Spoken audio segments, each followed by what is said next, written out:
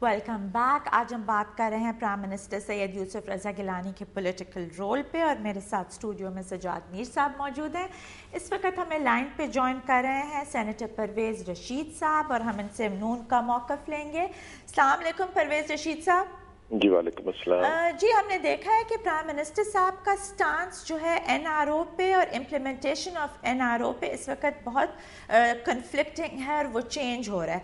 तो इस वक्त आप क्या देखते हैं कि प्राइम मिनिस्टर साहब जो हैं वो बिल्कुल ही प्रो जरदारी लॉबी में हैं और उनको सपोर्ट कर रहे हैं?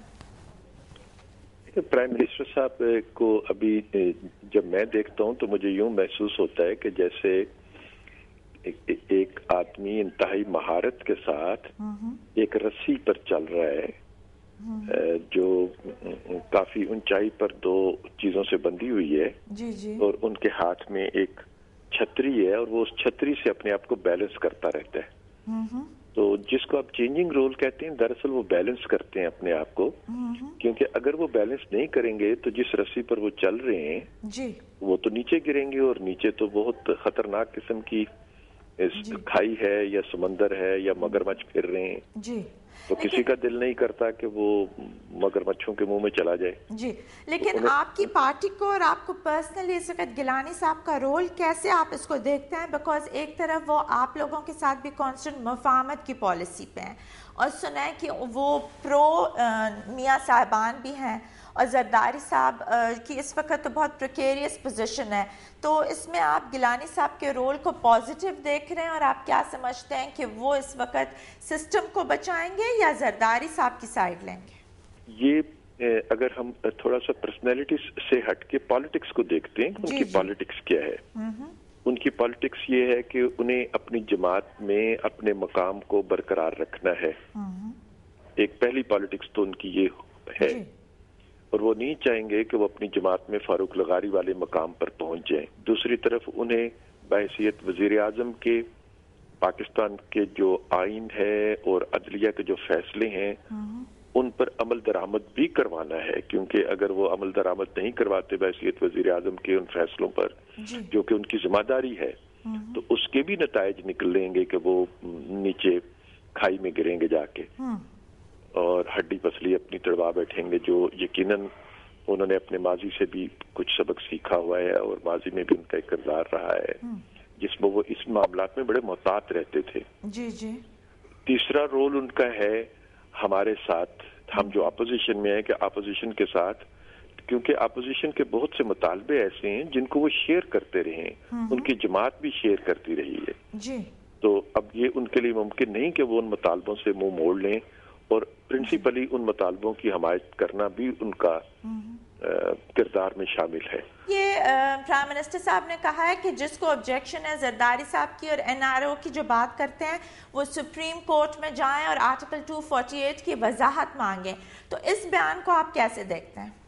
वजीर आजम खुद ही ये फर्ज पूरा क्यों नहीं कर देते? अगर उन्हें अभी भी जरूरत है वजाहत की, उस फैसले में तो वजाहत मौजूद है जी। और किसी को उस फैसले की मौजूदगी में वजाहत की जरूरत महसूस तो नहीं होनी चाहिए, लेकिन उसके बावजूद अगर वजीर आजम साहब समझते हैं कि उन्हें फैसला समझ नहीं आया, हम सबको तो समझ आ रहा है, पाकिस्तान में सबको फैसले की समझ आई है। मुझे नहीं मालूम, मैंने किसी जानिब से ऐसी बात नहीं सुनी कि किसी ने कहा हो कि मुझे उस फैसले में कुछ बातों की समझ नहीं आई और मुझे उसकी वजाहत चाहिए। जी। परवेज़ रशीद साहब, इंडेमनिटी के हवाले से एतजाज एहसन साहब का भी बयान आया है कि सिविल केसेस में इंडेमनिटी नहीं हासिल और क्रिमिनल केसेस में प्रेसिडेंट ऑफ पाकिस्तान को इंडेमनिटी हासिल होती है।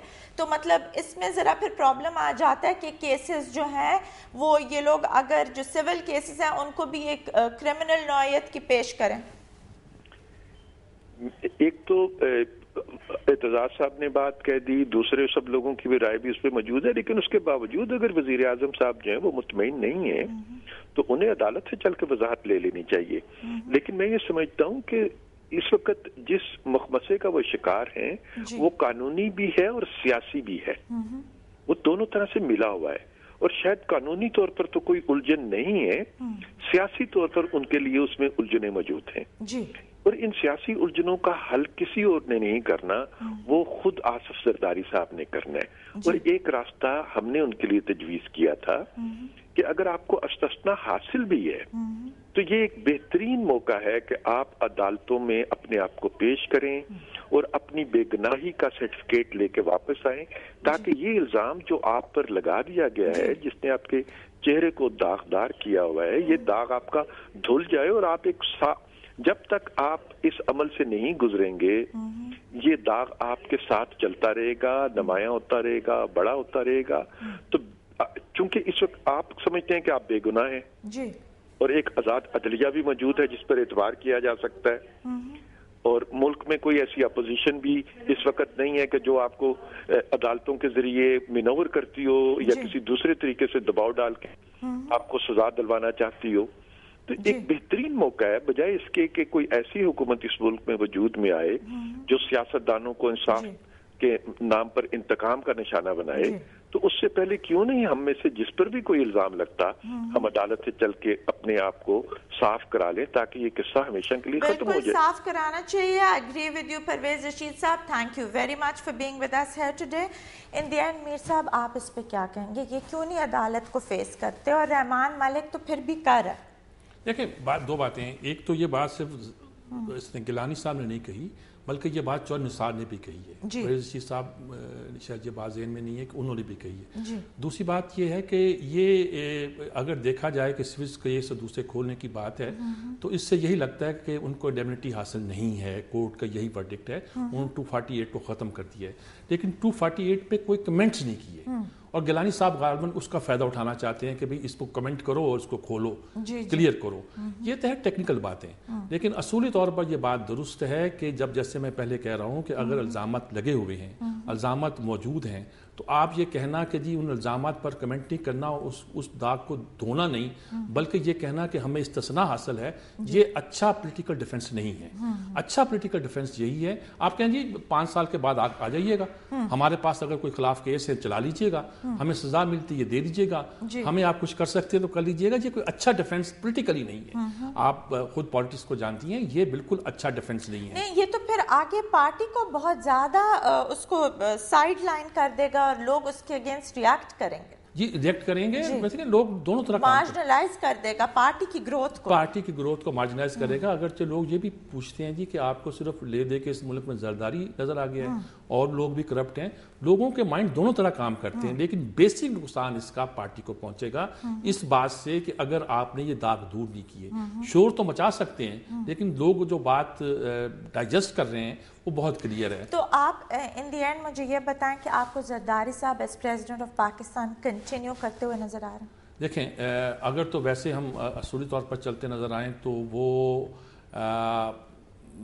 یعنی کہ ان پرنسپل تو وہ اس وقت بھی اس طرح پریزیڈنٹ نہیں جس طرح انہیں ہونا چاہیے، میں اس کو محتاط لفظوں میں بیان کر رہا ہوں، لیکن جو پاکستان کی گراؤنڈ ریالٹیز ہے اور جس طرح زرداری صاحب اور ان کی پارٹی ریئیکٹ کر رہی ہے اس میں وہ فائٹ کر رہے ہیں، لیکن ٹیکنیکلی دیکھا جائے تو اتنے بڑے الزامات کے بعد، اتنے بڑے فیصلوں کے بعد ان کا صدر کے طور پر رہنا اور وہ ڈلیور کرنا جس کی ان سے توقع کی جا رہی ہے، قوم کر رہی ہے، اسٹیبلشمنٹ کر رہی ہے، انٹرنیشنل اسٹیبلشمنٹ کر رہی ہے۔ پہلے ساری بات چیت جو ہوتے تھے یا ساری کنسیشن کسی کو دینا ہوتی تھی تو صدر دیا کرتا تھا، اب شاید ان کے لیے اتنا آسان نہ رہے اور وہ اس لیول کے پریزیڈنٹ نہ رہیں جس لیول کے پریزیڈنٹ وہ کچھ دیر پہلے تھے۔ 17ویں ترمیم کر دیں گے تو وہ ایک طرح کے اس میں ہیرو بن جائیں گے، ورنہ ان کے اختیارات پہلے ہی بہت کرٹیل ہو چکے ہیں کئی لحاظ سے۔ Thank you very much Sajjad Mir Sahib for being with us here today. ناظرین، انصاف کے تقاضوں کو پورا کرنا دعووں کی حد تک تو سبھی کے لیے پسندیدہ ہوتا ہے، لیکن انصاف کو عملی شکل دینا ہمیشہ ایک بہت بڑا چیلنج رہا ہے۔ جیسے کہ حضرت علی کا قول ہے کہ معاشرے کفر پر تو قائم رہ سکتے ہیں لیکن ظلم پر نہیں۔ اس کے ساتھ مجھے اور میری ٹیم کو اجازت دیجیے۔ ٹیک کیئر، اللہ حافظ۔